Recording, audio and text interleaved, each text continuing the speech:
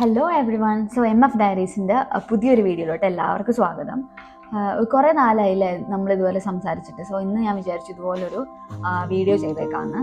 ഇതൊരു informative video ആണ്. നമുക്കിപ്പോൾ തമ്മിൽ കണ്ടപ്പോൾ തന്നെ നിങ്ങൾക്ക് മനസ്സിലായിട്ടുണ്ടായിരിക്കും. ഇത് ചെയ്യാനുള്ള മെയിൻ കാരണം എന്ന് വെച്ച് കഴിഞ്ഞാൽ കുറച്ച് ദിവസം മുന്നേ എൻ്റെ മോന് ഇതുപോലെ റണ്ണിങ് നോസ് ഒക്കെ ആയിട്ട് വന്നു, സ്നീസിങ്ങും ഒക്കെ അതായത് കോൾഡ് സ്റ്റാർട്ട് ചെയ്യാനായിട്ടുള്ളൊരു സ്റ്റേജിൽ. സോ ഞാൻ ഡോക്ടറെ അടുത്ത് പോയില്ല, കാരണം അവന് ഹൈ ഫീവറും ഒന്നും ഉണ്ടായിരുന്നില്ല.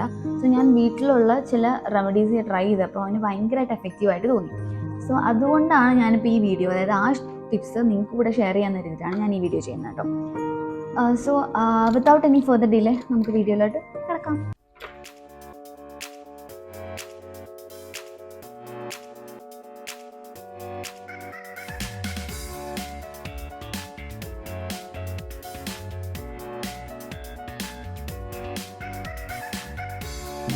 ഇപ്പം ഒരു വർഷത്തിൽ ഒരു 6 to 8 ടൈംസ് നമ്മളിതുപോലെ കോൾഡൊക്കെ വരാമെന്ന് കുട്ടികളിൽ വരാമെന്ന് പറയുന്നത് ഭയങ്കര സ്വാഭാവികമാണ്. കാരണം എന്താ വെച്ചാൽ അവർക്ക് ഈ പ്രായത്തിൽ ഇമ്മ്യൂണിറ്റി വളരെ വീക്കായിരിക്കും. അവർ വളരും തോറും നമ്മൾ നല്ലൊരു ഹെൽത്തി ഡയറ്റ് പ്രൊവൈഡ് ചെയ്യുമ്പം താനെ അവർ ഇമ്മ്യൂണിറ്റി ഗെയിൻ ചെയ്യുകയാണ് ചെയ്യുന്നത്. നമ്മൾ ശ്രദ്ധിക്കേണ്ടത് എന്താണെന്ന് വെച്ച് കഴിഞ്ഞാൽ കൂടുതലാവുന്ന സമയത്ത് നമ്മൾ വീട്ടിലുള്ള റെമഡീസ് ഒന്നും ചെയ്യാൻ ആയിട്ട് നിൽക്കരുത്. അതായത് ഹൈ ഫീവർ ഉണ്ട് അല്ലെങ്കിൽ അതർ സിംറ്റംസ് ഓൾസോ കാണിക്കുന്നുണ്ടെങ്കിൽ വേഗം ഡോക്ടറെ അടുത്ത് പോയിട്ട് നമ്മൾ മെഡിക്കേഷനൊക്കെ സ്റ്റാർട്ട് ചെയ്യുക. അല്ലാന്നുണ്ടെങ്കിൽ നമുക്ക് ഇനിയിപ്പോൾ മെഡിക്കേഷൻ സ്റ്റാർട്ട് ചെയ്ത് കഴിഞ്ഞാൽ നമുക്ക് യൂസ് ചെയ്യാൻ പറ്റുന്ന ടിപ്സാണ് ഞാനിന്ന് ഷെയർ ചെയ്യാൻ പോകുന്നത് കേട്ടോ. ഫസ്റ്റ് ടിപ്പ് എന്ന് പറയുന്നത് ഫ്ലൂയിഡ് ഇൻടേക്ക് നന്നായിട്ട് ഇൻക്രീസ് ചെയ്യുക. ഇപ്പം 6 months താഴെയുള്ള കുട്ടികൾക്കാണെന്നുണ്ടെങ്കിൽ ബ്രസ്റ്റ് മിൽക്ക് അല്ലെങ്കിൽ ഫോർമുല മിൽക്ക് നമ്മൾ ഫ്രീക്വൻ്റ് ആയിട്ട് ഫീഡ് ചെയ്യാനായിട്ട് ശ്രദ്ധിക്കുക. 6 months മേലുള്ള കുട്ടികൾക്കാണെങ്കിൽ നമുക്ക് വെള്ളം കൊടുക്കാം, അതുപോലെ തന്നെ ഫ്രൂട്ട് ജ്യൂസസ് കൊടുക്കാം. ഇപ്പം മെയിൻലി ക്യാരറ്റ്, ഓറഞ്ച് എന്നൊക്കെ പറയുന്നത് ഇമ്മ്യൂണിറ്റി ബൂസ്റ്റ് ചെയ്യാനായിട്ടുള്ള അഡാർ ഐറ്റമാണ്.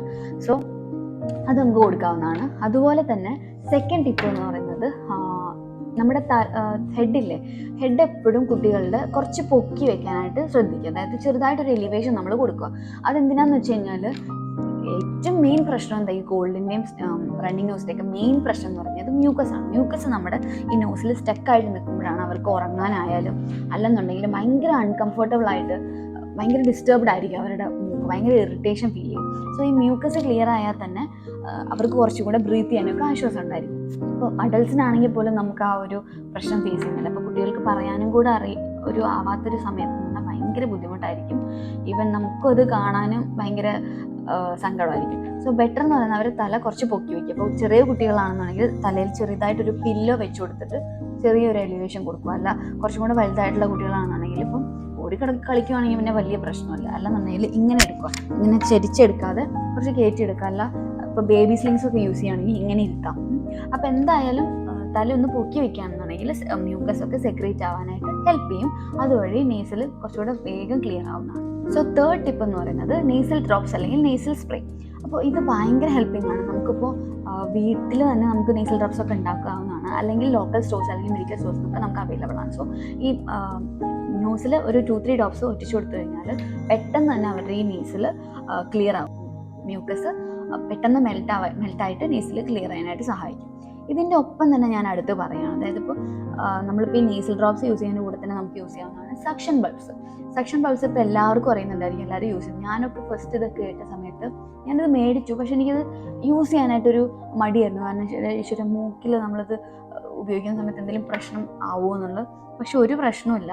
നമ്മൾ ഇപ്പം ഏറ്റവും എഫക്റ്റീവായിട്ട് എനിക്ക് തോന്നിയിട്ടില്ല, നമ്മൾ സലൈൻ ഡ്രോപ്സ് നമ്മൾ അപ്ലൈ ചെയ്തതിന് ശേഷം നമ്മൾ ഈ സക്ഷൻ ബൾബ്സ് എടുത്തിട്ട് ഒന്ന് പ്രസ് ചെയ്തതിന് ശേഷം ഈ നോസിൻ്റെ ടിപ്പിൽ നമ്മൾ ജസ്റ്റ് ഒന്ന് വെച്ച് കൊടുക്കുക. എന്നിട്ട് മെല്ലെ റിലീസ് ചെയ്ത് കഴിഞ്ഞാൽ നന്നായിട്ട് ആ മ്യൂക്കസൊക്കെ നമുക്ക് വലിച്ചെടുക്കുന്ന നമുക്ക് കാണാനായിട്ട് സാധിക്കും.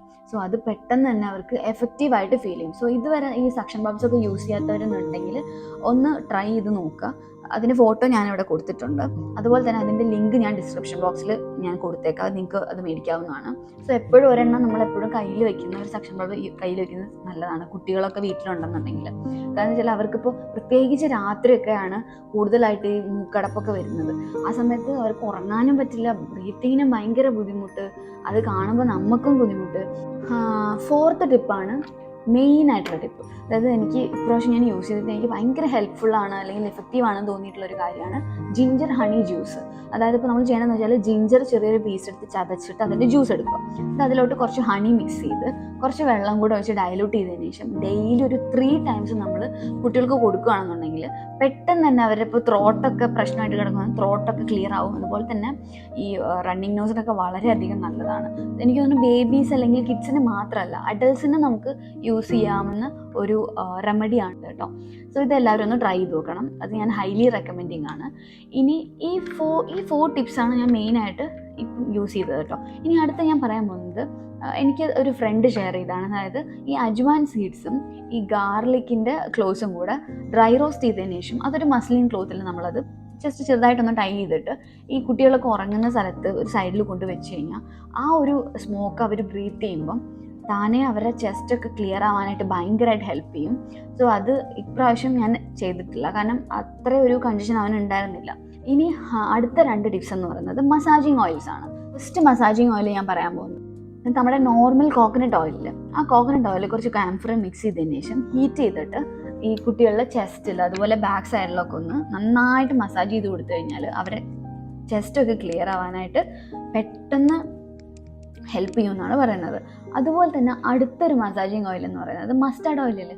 ഈ മസ്റ്റാർഡ് ഓയിലിൽ റോക്ക് സാൾട്ട് മിക്സ് ചെയ്ത് കുറച്ച് ചൂടാക്കിയതിന് ശേഷം ഇതുപോലെ ചെസ്റ്റിലും ബാക്ക് സൈഡിലൊക്കെ ഒന്ന് അപ്ലൈ ചെയ്ത് കൊടുത്തു കഴിഞ്ഞാൽ ഈ ഒരുപാട് കഫക്കെട്ടൊക്കെ ആയിക്കഴിഞ്ഞ് കഴിഞ്ഞാൽ നമുക്ക് നമ്മുടെ ചെസ്റ്റൊക്കെ ഭയങ്കര ഈ കഫം കിട്ടുക എന്ന് പറയും അല്ലേ. ആ ഒരു സംഭവത്തിൽ നമുക്ക് ബ്രീത്തിങ് ഒക്കെ ഡിഫിക്കൽട്ടായിട്ട് വരും. അപ്പോൾ ഈ മസാജിങ് ഓയിൽ നമ്മൾ പാരലായിട്ട് നമ്മൾ യൂസ് ചെയ്യുകയാണെങ്കിൽ നമുക്കത് ഭയങ്കരമായിട്ട് ആശ്വാസം കിട്ടും. അതുപോലെ തന്നെ ഞാൻ കണ്ടൊരു ടിപ്പാണ് കേട്ടോ, അത് ഞാൻ യൂസ് ചെയ്തിട്ടില്ല. അതായത് ഇപ്പോൾ നമ്മൾ റണ്ണിങ് നോസൊക്കെ വരുന്ന സമയത്ത് എപ്പോഴും വെറ്റായിരിക്കും അല്ലേ. അപ്പോൾ അതുകൊണ്ട് തന്നെ ഈ ചെറിയ കുട്ടികളിൽ എന്ന് പറഞ്ഞാൽ ഭയങ്കര സെൻസിറ്റീവ് സ്കിന്നായിരിക്കും. സോ അങ്ങനെ കോൺസ്റ്റൻ്റ് ആയിട്ട് സ്കിൻ അവിടെ ഇങ്ങനെ വെറ്റായിട്ടിരിക്കുമ്പം അവിടെ ചെറുതായിട്ട് സോറായിട്ട് കുറച്ച് ഇറിറ്റേറ്റ് ആവാനുള്ള ചാൻസ് ഉണ്ട്. സോ അത് ഒഴിവാക്കാനായിട്ട് ഈ പെട്രോളിയം ജെല്ലി നമ്മൾ ഈ മൂക്കിൻ്റെ താഴെ ഒന്ന് അപ്ലൈ ചെയ്ത് കൊടുക്കുവാണെങ്കിൽ നല്ലതാണെന്നാണ് പറയുന്നത്. പിന്നെ ഒബ്വിയസ്ലി നമുക്കറിയാമല്ലോ ഹ്യൂമിഡിഫയേഴ്സ് ഒക്കെ യൂസ് ചെയ്യും നമ്മൾ. അതായത് ഇപ്പോൾ കുട്ടികൾ ഉറങ്ങുന്ന റൂമിൽ ഹ്യൂമിഡിഫയേഴ്സ് ഒക്കെ യൂസ് ചെയ്ത് കഴിഞ്ഞാൽ എപ്പോഴും ആ ഒരു മോയ്സ്ചർ കണ്ടൻറ്റ് എയറിൽ നിൽക്കുമ്പോൾ കുട്ടികൾക്ക് ഭയങ്കര ആശ്വാസമായിരിക്കും, ഇപ്പോൾ ജലദോഷമൊക്കെ ഉള്ള കുട്ടികൾക്കാണെങ്കിൽ. സോ ഇത്രയാണ് ഞാനിപ്പോൾ മെയിനായിട്ട് നിങ്ങളടുത്ത് ഷെയർ ചെയ്യണമെന്ന് വിചാരിച്ചിട്ടുള്ള ടിപ്സ് കേട്ടോ. അപ്പോൾ എല്ലാവർക്കും വീഡിയോ ഇഷ്ടപ്പെട്ടെന്ന് വിചാരിക്കുന്നു.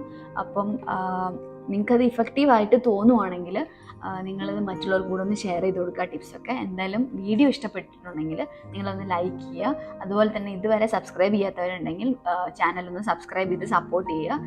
അപ്പോൾ നെക്സ്റ്റ് വീഡിയോ ആയിട്ട് വരുന്നതായിരിക്കും. See you, bye.